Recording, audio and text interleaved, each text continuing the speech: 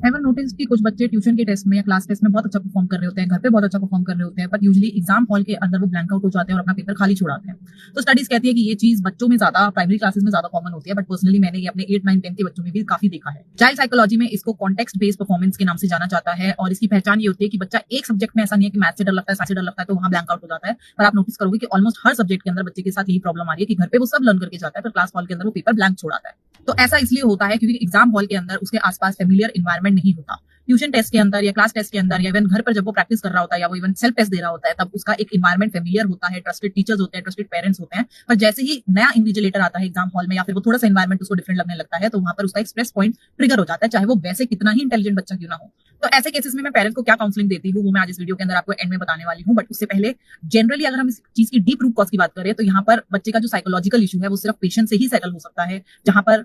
बच्चे के सामने जब क्लास टेस्ट हो रहे हैं या फिर जब स्कूल में टेस्ट हो रहे हैं या इवन घर पर अगर आप उसकी प्रैक्टिस करा रहे हो तो हम एडवाइस करते हैं कि उसके सामने इन्विजिलेटर थोड़े नए रखो जिनसे वो इतना फेमिलियर नहीं है, सो दैट उसको स्कूल के एग्जाम हॉल की थोड़ी प्रैक्टिस हो जाए। एंड ऑब्वियसली बच्चे को अपनी तरफ से भी फाइट करना पड़ता है, वो जो अर्जेस होती है, वो जो डर होता है, उससे बच्चे को अपने आप भी फाइट करना होता है और पेरेंट्स को बहुत पेशेंस रखना पड़ता है। और कभी कभी केसेस में देखा गया है कि पेरेंट्स भी इतनी पेशेंस नहीं रख पाते हैं, जो रख भी रहे हैं तो भी लेट्स बी ऑनेस्ट कि यार अगर बच्चा पेपर खाली ही छोड़कर आ रहा है तो वो तो हर बार साल रिपीट करता रहेगा, वो तो फेल होता रहेगा। एंड मैं जनरली अगर बोलूं तो अगर बच्चे को जेन्युइनली कुछ नहीं आता है और वो पेपर में फेल होता है तो मैं बिल्कुल फेवर में हूं कि उसकी क्लासेस रिपीट करवाई जाए। पर जहां हमें पता है कि बच्चे को सब आता है पर वो सिर्फ एक छोटे से साइकोलॉजिकल ब्लॉक की वजह से, परफॉर्मेंस ब्लॉक की वजह से पेपर में कुछ नहीं लिख कर आ रहा है, तो वहां पर उसका साल बर्बाद नहीं होना चाहिए। तो मेरी एडवाइस ये रहती है, आई एम क्लियरली स्टेटिंग दिस, कि ये एडवाइस डीप रूटली इसके कॉज को नहीं खत्म करने वाली है, बहुत टेम्पररी सॉल्यूशन है या मैं बोलूं तो बहुत शॉर्ट टर्म सॉल्यूशन है और शायद छोटी क्लासेस के अंदर या टिल 9th तक ही ये काम हो सकता है। जब 10th क्लास में बोर्ड्स के पेपर आते हैं जहाँ पे हमारी कोई कंट्रोल नहीं है, हम वहां पर प्रॉब्लम फेस करेंगे। बट टेम्पररी सॉल्यूशन में बच्चों को यही देती हूँ या पेरेंट्स को यही देती हूँ कि यार अपने बच्चे को अगर ऐसी सिचुएशन आ रही है तो do not send them to the external teachers, जो ट्यूशन टीचर्स होते हैं। चाहे टीचर का कितना भी एक्सपीरियंस हो, चाहे वो कितना भी अच्छा क्लेम करे कि बच्चे का रिजल्ट आ जाएगा,